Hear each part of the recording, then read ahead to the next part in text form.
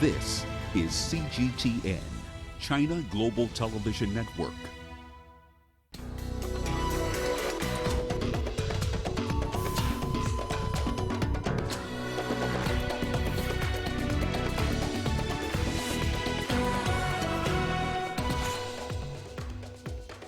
More coronavirus cases in Africa as Burkina Faso reports the first death in sub-Saharan Africa. Despite the gloom in Italy, number of recovered patients rises to 2,941. And Joe Biden widens lead against Bernie Sanders in Democratic presidential nomination race. Hello and welcome to Africa Live, only on CGTN. I'm Karen Roberts, live in Nairobi. Raman Nayan joins me now with all your business headlines. That's right, Karen. Here's what's coming up in the course of the hour. French tourists are stranded in Senegal amid a 2-week shutdown in France due to the COVID-19 pandemic. And South African Airways has shut down 162 flights right up to the end of March. We'll have the details on those stories and lots more coming your way in the course of the hour. For now, let's start with the latest in current affairs with Karen. Thank you very much, Raman.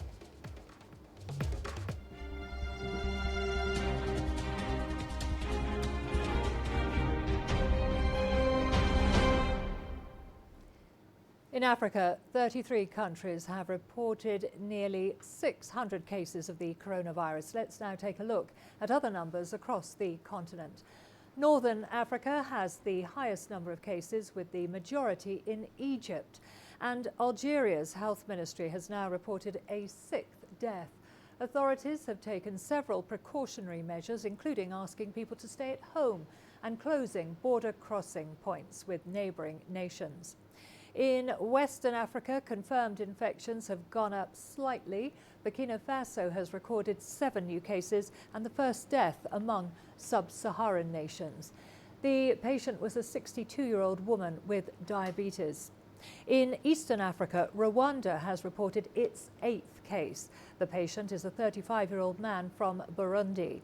He was stopped at Kigali Airport after arriving from Dubai in transit to Bujumbura. Central Africa maintains the lowest total number of infections.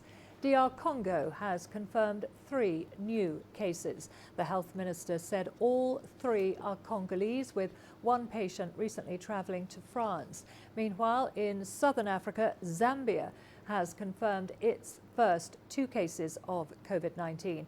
A husband and wife pair tested positive after returning from a holiday in France.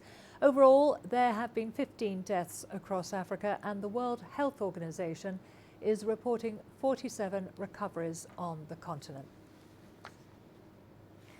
Well, there's been a rapid rise in COVID-19 cases across the world.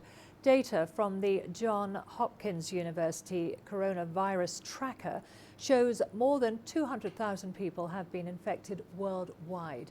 Outside China, there are over 120,000 cases spread to more than 150 countries. Italy has the largest outbreak in Europe, with total cases surpassing 31,000.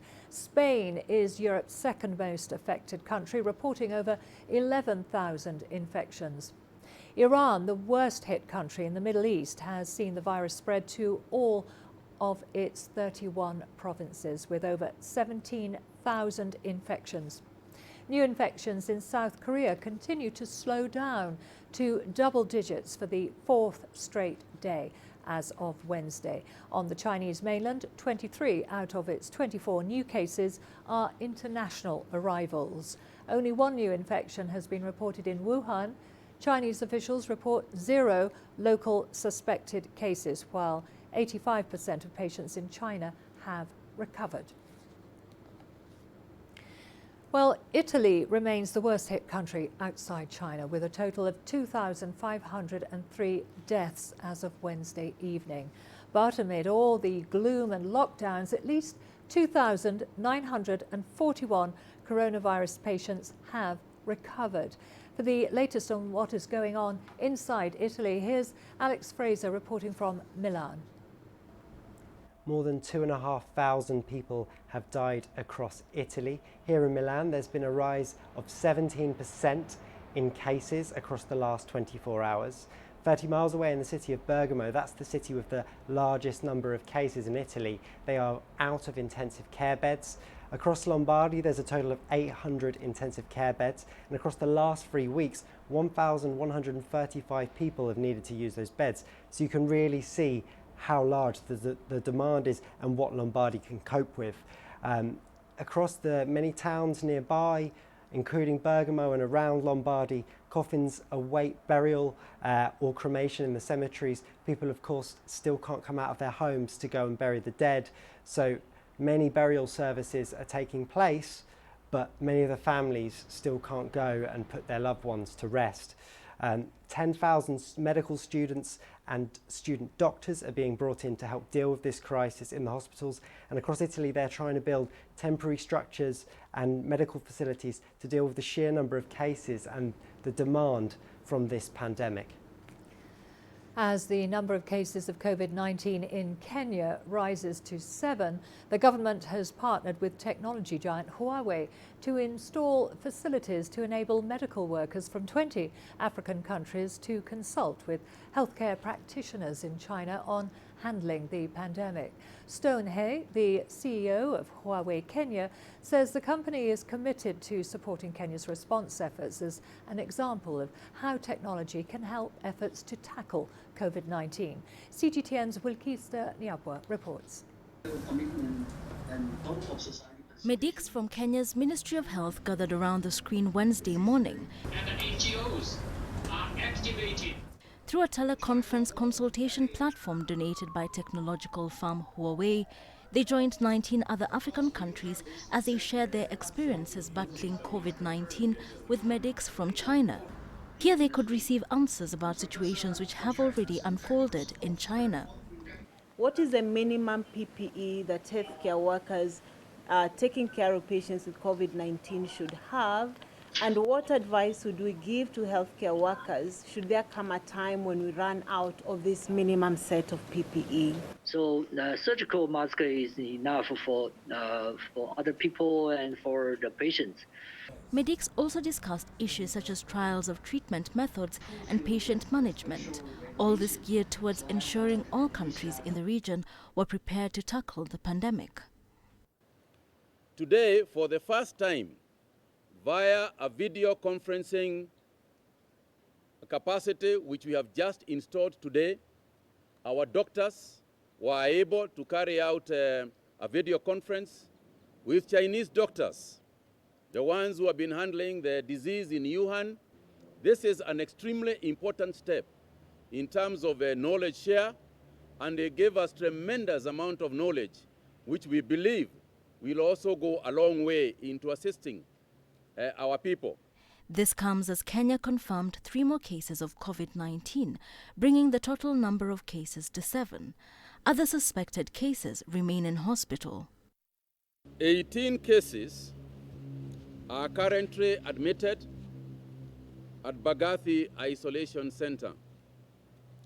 7 others have been screened out and are negative.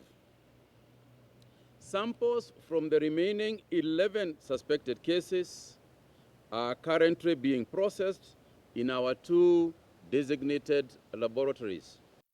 2 of the new cases were a couple that travelled from Madrid, Spain on March 4th through Dubai, arriving in Kenya on March 5th. The 3rd case is a Burundian national who travelled from Dubai to Kenya. He arrived on March 17th and was picked up by a surveillance team. Following the emergence of these new cases, the government has moved to ensure travellers arriving in the country from foreign countries commit to go into self-quarantine. And effective today, any Kenyan who is traveling from outside the country must sign a legal form at the airport, must sign a legal form to confirm that they are going to self-quarantine themselves, which gives us the instrument to actually jail you if you do not follow the procedure. The government is also tracing 85 people who came into contact with a patient who left an isolation facility. In Kenya, later in the day, the teleconference drew to an end. Future sessions will encourage netizens with access to the internet to participate in the program through CGTN's social media platforms to learn more about the disease. As more cases of COVID-19 are reported across the African continent, scientists stress the need for countries to share information, knowledge and best practices in order to contain the virus. Wilkis Anyabwa, CGTN in Nairobi, Kenya. Egypt will stop all international air traffic from its airport starting on Thursday, March the 19th until March the 31st to prevent the spread of coronavirus. Prime Minister Mustafa Madbouli also said that the country will sanitize hotels during the closure. The number of confirmed cases in the country stands at 196 with 4 deaths.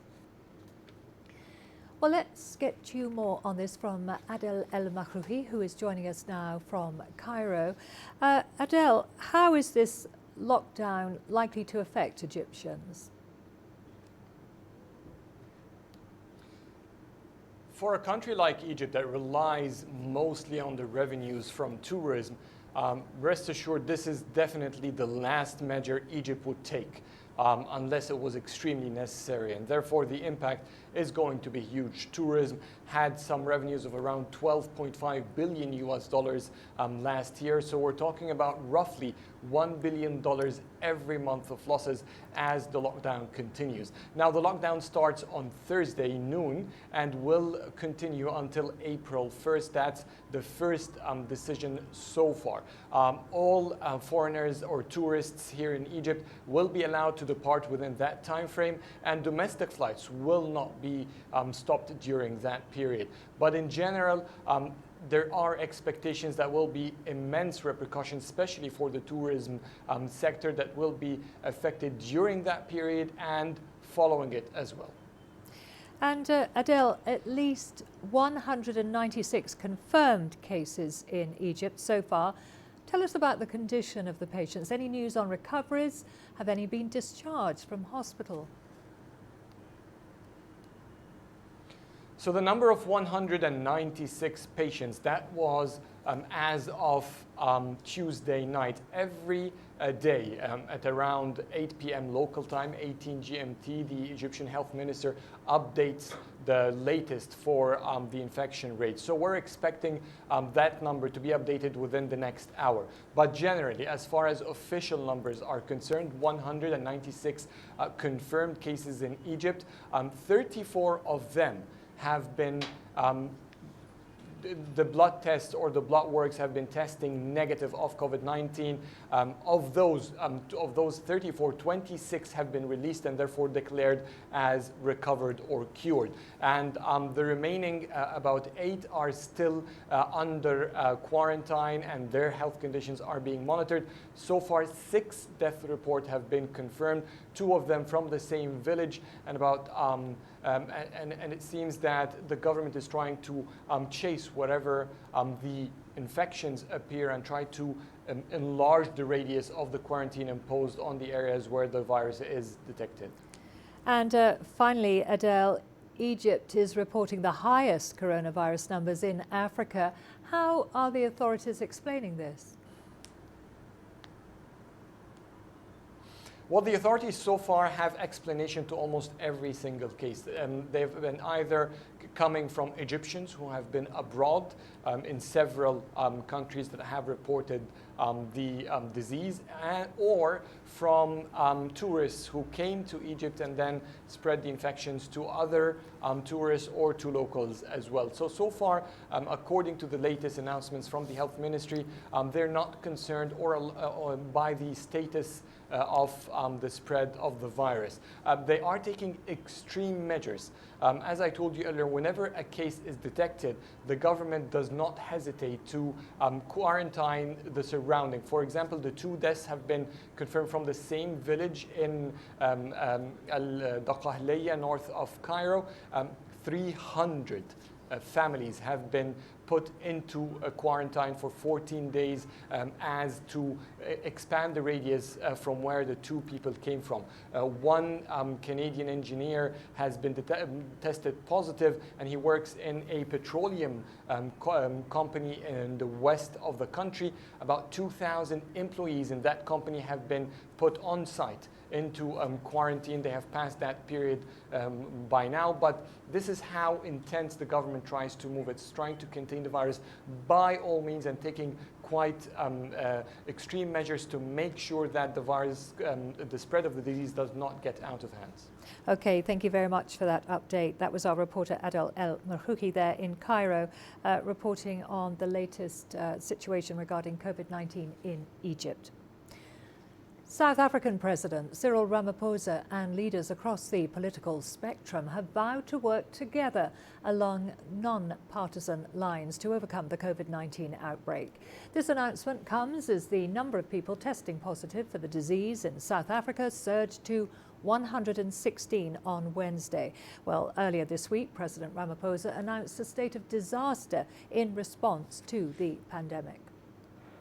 President Ramaphosa said COVID-19's grave threat to the lives and livelihoods of South Africans was an extreme situation facing the nation.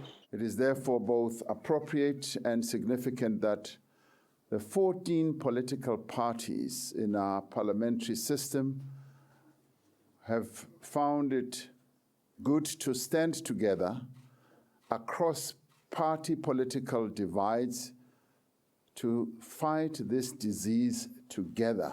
Next, President Ramaphosa will consult with leaders across various sectors of South African society about his government's national effort to combat and contain the spread of COVID-19. All of us share a common desire to keep our people safe, but also to mitigate the impact of this virus on the lives of our people, yes, but also on our economy, and ensure that the inevitable disruption to the lives and livelihoods of all South Africans is reduced. The president and opposition leaders urged all citizens to refrain from making excessive purchases at stores and stockpiling certain goods. They also called for an end to the dissemination of rumor and fake news regarding the COVID-19 outbreak. I'm very comfortable that the health aspect is being very well handled by Dr. William Kizia, our Minister of Health, and that the efforts to flatten the curve are the right ones. We do share with you the concern around the ingrained effect it's going to have on our economy, and particularly keeping the doors of small business open and keeping South Africans in work. As the EFF, we fully support the initiative of government, and we call upon all South Africans to listen to the leadership of our government and follow exactly as we are told. We call upon all business people who are dealing with gloves, sanitizers, masks, not to try and maximize profit out of this crisis. I want to be very clear. If the people of South Africa understand the seriousness of this threat and work together and avoid contact as far as possible, then we'll be able to minimize the damage considerably. Most public facilities in the city of Cape Town, as well as South Africa's parliament, will be closed to citizens until further notice. Renat Alkam, CGTN, Cape Town, South Africa. We have therefore made the assessment that COVID-19 can be characterized as a pandemic. A new disease spreading quickly around the world with no respect for borders. This is not a drill. But is Africa prepared? And is the public well informed? As journalists, we have to separate fact from fiction.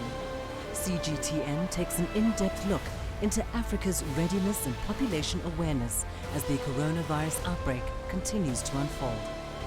What safety measures are in place at Africa's international airports? And what habits can we adopt in the home to keep us safe out in the world?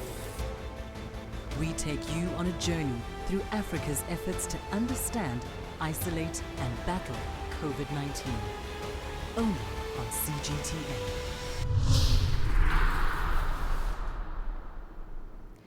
Chinese billionaire Jack Ma and the Ethiopian government have announced a partnership to deliver COVID-19 test kits, masks and protective suits to the rest of Africa. The donations will be delivered to Addis Ababa, from where they'll be distributed to the rest of Africa. Here's CGTN's Giram Challa with more. Jack Ma has already pledged to donate over 20,000 coronavirus test kits to Africa.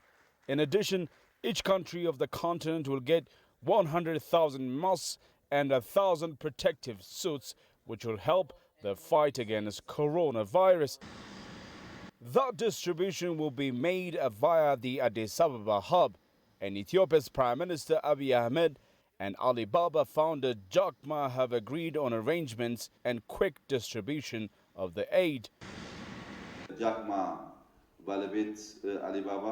We have agreed with the founder of Alibaba, Jack Ma, to work together to realize on the ground his support for the entire African continent. Ethiopia has agreed to be part of increasing the distribution of test kits, masks and protective suits to the entire African continent. Distributions of publications for information purposes, which will help tackle the virus's spread, will also be made.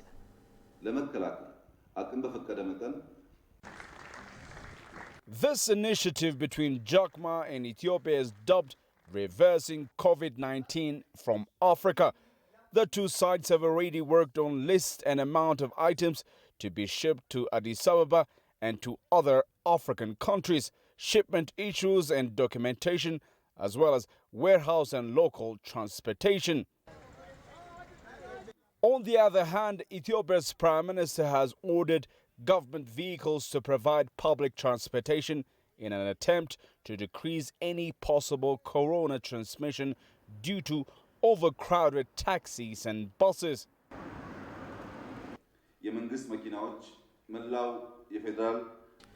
All government vehicles which belong to the federal and Addis Ababa city administration will be providing public transport services starting from 8 in the morning. That is after they have dropped civil servants at their offices by 7:30 a.m. This is hoped to decrease public transport congestion and in return help us avoid coronavirus spread. We also call upon private companies to join us in this effort to help provide transport services to our people. So it's hoped in Africa each country's sole effort coupled with the donation of Jack Ma could help drastically reduce the spread of the coronavirus pandemic. Earlier this month, Jack has also sent consignments of medical supplies to the United States and pledged to distribute 2 million protective masks across Europe. Grumjara CGTN, Addis Ababa, Ethiopia. Nigeria has confirmed 5 new cases of COVID-19, bringing the total number of confirmed cases in the country to 8. Minister of Health Osagie Ihanire confirmed the cases, saying 3 of the patients came from the United States of America and include a mother and child. CGTN's Deji Badmus has the latest on COVID-19 from Nigeria. It's certainly not the news that Nigerians want to hear, but the reality is that the number of the coronavirus cases in the country is rising. The country's Minister of Health called this impromptu media briefing to confirm additional 5 new positive cases. Of the 5 new positive cases, 3 arrived from the United States, while 2 came from the United Kingdom. We are still collating information on the travelers, but we know that 2 of the 3 from the United States are Nigerian, a mother and her child, making this 6-week-old baby the youngest COVID-19 patient we have. And the 3rd person is an American national who crossed the land border and became the first COVID-19 case who did not arrive by air.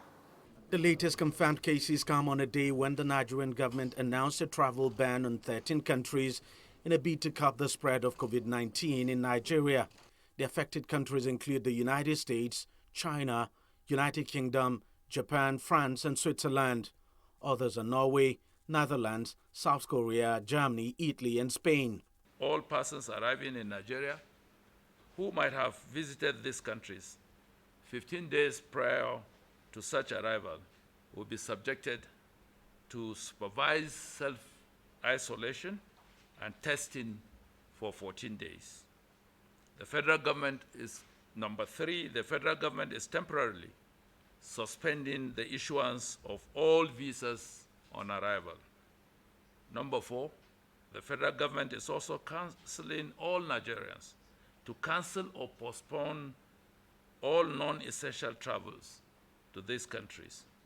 And number 5, the federal government urges public health authorities of countries with high burden to conduct diligent departure screening of passengers and also endorses travel advisories to their nationals to postpone travels to Nigeria. The north of Nigeria, which has so far been spared, has now announced a suspected case in the northwestern state of Katsina. The government there says it is waiting for confirmation of samples taken from the individual. But the entire north of the country faces an even bigger challenge. There's no single laboratory in that part of the country that has the capacity to test for COVID-19, including this modern-looking facility at the Bayero University in northwest Kano State. We have laboratories that are purpose-built. They are BSL2 laboratories, but we do not have the equipment and reagents to do this test. We have the manpower. We have all that it takes, except for the equipment and the templates needed to do this test. It's the same thing for the southeast of the country as well. And the situation has prompted this reaction from Nigeria's president of the Senate. We as an assembly, we are prepared to support the federal government if the request is for money, for resources. We are going to support it for those testing centers to be provided in the southeast and in the northern part. Awareness level for COVID-19 is relatively high in Nigeria, especially in urban areas. Schools and churches have since begun implementing a new regimen on hygiene. But the confirmation of the new cases is beginning to cause some panic. The country's parliament now wants the government to ban open worship and gathering till further notice. It also asked the president to address the country on the disease. We urge Nigerians not to panic, but to allow experts in the public health space to guide the response in a calculated, scientific manner. It remains to be seen how reassuring those words by the minister would be. But other measures the government has taken over the past 24 hours include the cancellation of a national sports festival that was due to begin this weekend.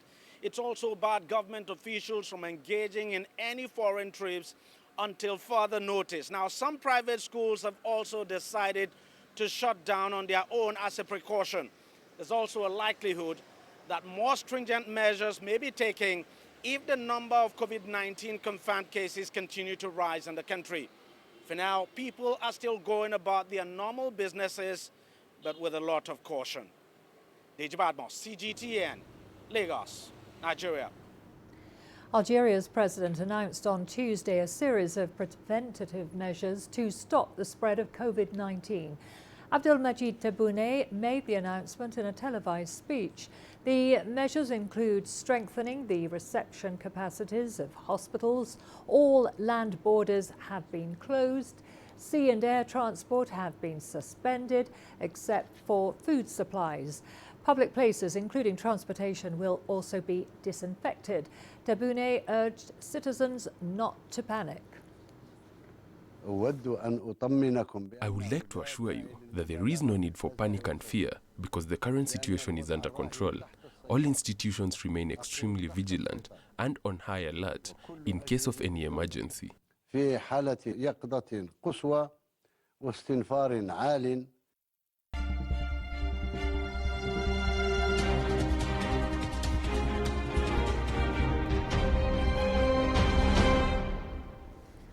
Now for the latest on the race for the White House, former US Vice President Joe Biden has won 3 out of 4 races in the latest round of Democratic Party primaries. It's widened his lead over his main rival, Senator Bernie Sanders. The 4th state up for grabs, Ohio, postponed its primary at the last minute over concerns about COVID-19. Biden now has well over half of the delegates needed to be declared the Democrats' presidential nominee to face Donald Trump in November. Meanwhile, Zimbabwe's Vice President, retired General Constantino Chiwenga, is in China for a medical checkup. The presidential spokesperson told media that the former military commander left the country on Sunday. He had been feeling indisposed, which explains why he had not been seen at recent state functions. This is Chiwenga's second visit to China for medical reasons since his return from that country in November last year after undergoing 4 months of treatment for an undisclosed ailment. He had previously been hospitalized in South Africa and India. Chiwenga led the military operation that resulted in the resignation of former President Robert Mugabe in 2017. He subsequently retired from the army and was appointed vice president. Details of when he's expected back in the country were not immediately available. Farai Mwakutuya, CGTN, Harare, Zimbabwe. Now let's go to Rama. He has all the business news for us. Thank you very much, Karen. Here's what's coming up in business. French tourists stranded in Senegal amid a 2-week shutdown in France due to the COVID-19 pandemic. And South African Airways has shut down 162 flights until the end of March. Images may appear to be identical, but looks can be deceiving. The difference is not always obvious. It has to be discovered. There are always different sides to a story. We put the focus on the details. To see more, to understand better. CGTN. See the difference.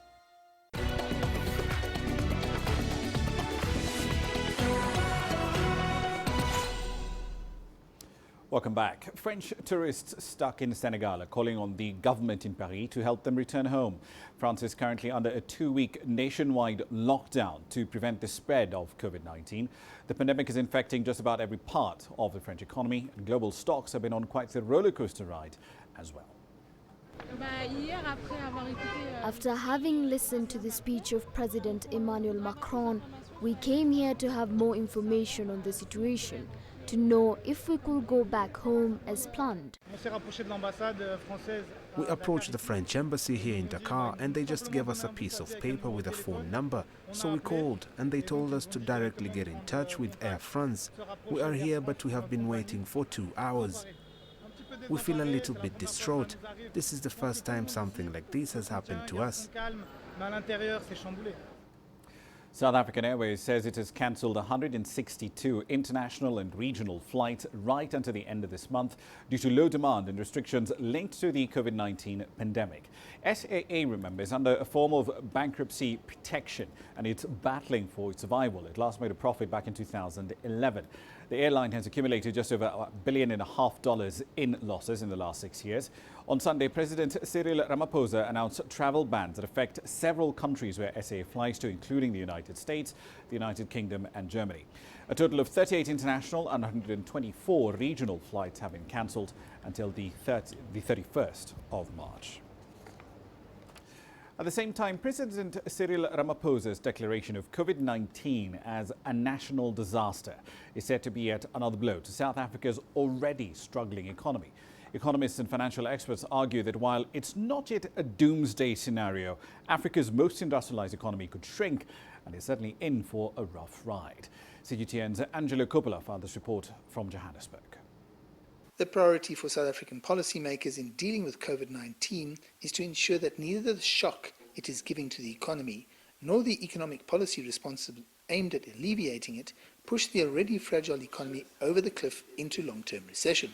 There's really a need for good coordinated action to limit the negative impact. We're going to see a negative impact. We cannot deny that.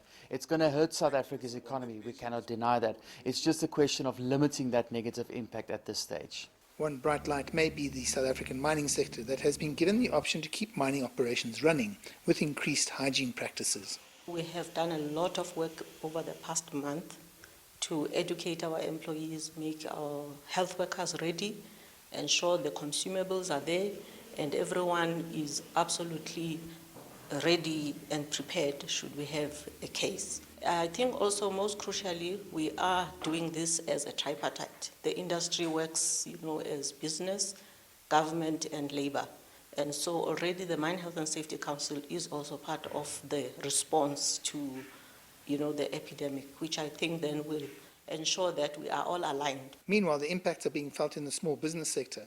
Entrepreneurs are also under huge amounts of pressure. Every single conference that I'm speaking at in the next 2 months has been cancelled, locally and internationally. Any workshops where there are more than 40 or 50 people have been cancelled. So professionally, as an entrepreneur running workshops and speaking at conferences, my business is flat. There is not one thing scheduled for March or April. So it's quite dramatic. From a professional perspective, I haven't been impacted greatly at this stage, but I do have conferences coming up in Botswana and Namibia in April. I haven't heard from the organisers, but I suspect that those might be changed till a later date. Any attempts by analysts and economists to predict when the global economy will emerge from the doldrums is pointless, as there are simply too many variables. The tricky thing is to know when this pandemic will turn around, when there will be a decline in new infections, when we will see countries reopening their borders. That's something that at this stage we just don't know. So any kind of a short-term outlook for the world economy is very fragile, very uncertain. We're in for some torrid times, but it's important that government manages the fight against the virus and brings in the skills and expertise that it needs wherever it can find it. I'm Angelo Coppola for CGTN in Johannesburg, South Africa. Leaders in the European Union have agreed to close the bloc's external borders to most non-EU citizens for 30 days in order to prevent the spread of COVID-19. Europe has been called the new epicenter of this global outbreak by the World Health Organization, with many countries in the continent already on lockdown. CGTN's Tony Waterman has the details. Allowed in one day, banned the next. Foreigners looking to enter the European Union will find that nearly impossible to do in the coming days. The Union and its member states will do whatever it takes to address the current challenges, to restore confidence and to support a rapid recovery for the sake of our citizens. EU leaders agreed to seal their external borders for 30 days as they try to slow the spread of the deadly coronavirus. Confirmed cases have already surpassed 70,000, with no let-up in sight. The enemy is a virus, and now we have to do our utmost to protect our people and to protect our economies. European citizens, residents and their families, along with medical staff and diplomats, are exempt from the ban, which could be extended if the situation deteriorates further. The EU-wide measure comes after a number of member states put strict restrictions in place, both for foreigners and fellow EU citizens. It's caused gridlock at the borders. Truck drivers were stuck in bumper-to-bumper traffic at Germany's border with Poland on Tuesday, after Warsaw enacted health checks, one person at a time. It was a similar scene at the France-Switzerland border, ensnaring at least one nurse for hours as she tried to make her way to work. These are still human beings. They're in their beds, they're waiting for blood tests, they're waiting for their blood pressure tests, they're waiting for us to feed them, and here we go, we're stuck. Brussels is hoping so-called green lanes for lorries will keep goods seamlessly flowing across the single market, even as borders get squeezed tight. It's now up to EU leaders to implement this ban, and they've been encouraged to do that immediately. It's an extraordinary move for the bloc, which cherishes the freedom of movement both in Europe and outside. For Brussels, the move pulls every country back into alignment at a time when unity is key, even if that unity is fragile. Tony Waterman, CGTN, Brussels. And American airlines are asking the federal government for more than $50 billion to support their industry. The request comes as some experts are warning that some airlines, do face collapse because of the travel restrictions linked to this COVID-19 pandemic. Sarah Walton reports from New York. Airlines say they're facing unprecedented challenges. On Monday, a ban went into effect restricting flights from the United Kingdom to the United States, a route travelled by around 47,000 passengers a day. But there are now travel restrictions affecting nearly every continent. Analysts estimate that could lead to more than $113 billion in lost revenue for airlines, which ripples down to other companies in the supply chain. You know, in the best of times, the airline industry is a very low margin business with a lot of costs that have to be borne. And if you start seeing revenue drops by 60, 70, even 85% in some cases, then the cash hemorrhage becomes unbelievable. So basically, the entire industry is very much at risk. The aviation sector is now taking action to try to get ahead of losses. In the US, American Airlines is reducing international capacity by 75% until May 6th. United Airlines says it's had 1 million fewer customers than usual for March compared to last year. The airline is looking at job cuts and expects the situation to get worse. The group Airlines for America, which represents a number of US carriers, says they're seeking more than $50 billion of assistance. If granted, this would be the first bailout for the industry since the September 11th attacks in 2001. But even after the virus is brought under control, the effects for all travel could be long-term. Consumers will take their time in terms of coming back to those cruise lines, casinos, etc. And we might even see a shift in personal spending habits if they conclude, you know what, I saved an awful lot of money by not traveling and probably wouldn't hurt my personal balance sheet to save a little bit longer. Here in the US, the government says it's discussing various options to support the travel industry, while France, Germany, the Netherlands and the UK are also considering action. But the Centre for Aviation is warning that without coordinated global efforts, most airlines in the world will be bankrupt by the end of May. Sarah Walton, CGTN, New York. And I'll leave you there for the time being, but I'll be back at the top of the hour. We're looking at Kenya's banking sector. It announced measures earlier today to try and cushion the East African economy from the economic damage the COVID-19 pandemic will have. But do these measures go far enough? We'll explore that in a bit of detail at 1800 GMT. See you then. For now, back to Karen. Thank you very much, Brahma. We are going to a short break. Don't go away. Lots more to come, including African artists exhibit their work at the Stellenbosch Triennale. The greatest journeys, the greatest sights, the greatest adventures. Here in Continental, this weir allows the locals to walk on water.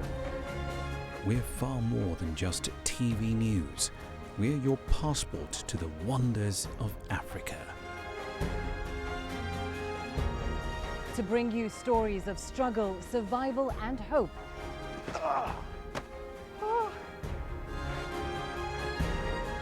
So let's explore.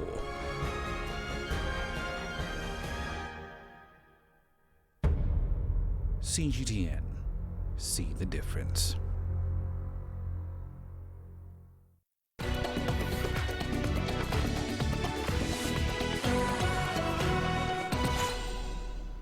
The Stellenbosch Triennale flagship exhibition brings together an array of artists from a number of African countries. The list of the exhibitors reads like the who's who of contemporary art from the continent. CGTN's Yulissa Njumela has more. This exhibition represents a body of inspiring talent, with artists whose work can now be found in museums around the world. The works are also curated into biennales and are housed in important private collections around the world. Because it was important for us to celebrate contemporary artists from the continent, to bring some of Africa's finest contemporary art on the continent, because sometimes, you know, when you want to actually experience African art or art from the continent, you have to travel to New York, to London, and we thought, why not? Why not have it in South Africa? Why not in Cape Town? Why not in Stellenbosch? The discourse between the artists is proving to be quite critical. Not only like as them personally, but through their work, their aesthetic, their concepts, and see how artists are in dialogue with each other, that artists actually don't create in silos. There are always conversations happening at all times. If we look at Mahama's work over there, that looks more at, you know, the economy of death, labor, you know, and, you know, speaking from an architectural perspective and looking at the body as a formal body and also bodies as an informal bodies. What do we do with that economy of death and economy of labor? The exhibition reflects artists who are considered unique from our African continent. So there's different things that we're touching on. Some of the work is political, some of the work is like play and political, some of the work is more about being sensing yourself, sensory work, and some of the work is more about aligning yourself.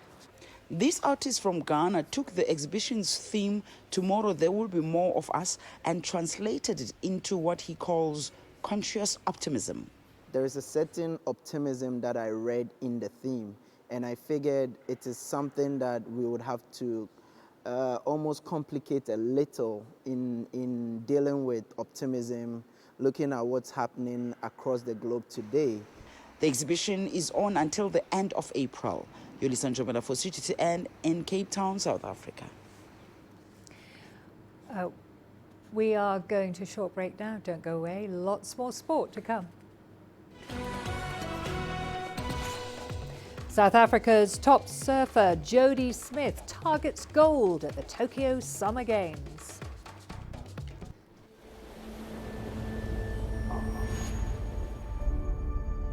How would you create your legend? On the fields, on the tracks, in the arenas of Africa. Were you born to be a player? Could this moment be yours?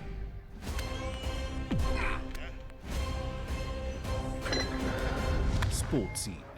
Find your game.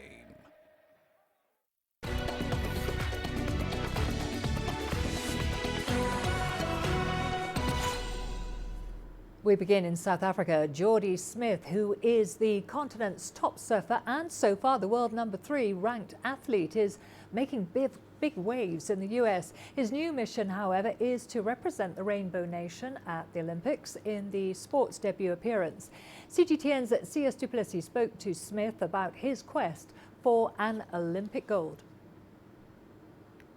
It's my pleasure to welcome the world #3 surfer. He's Africa's top surfer and will be representing the Rainbow Nation at the 2020 Olympic Games in Tokyo. Jody Smith joins me. Jody, thanks so much for your time. Let's start off. Why do you surf?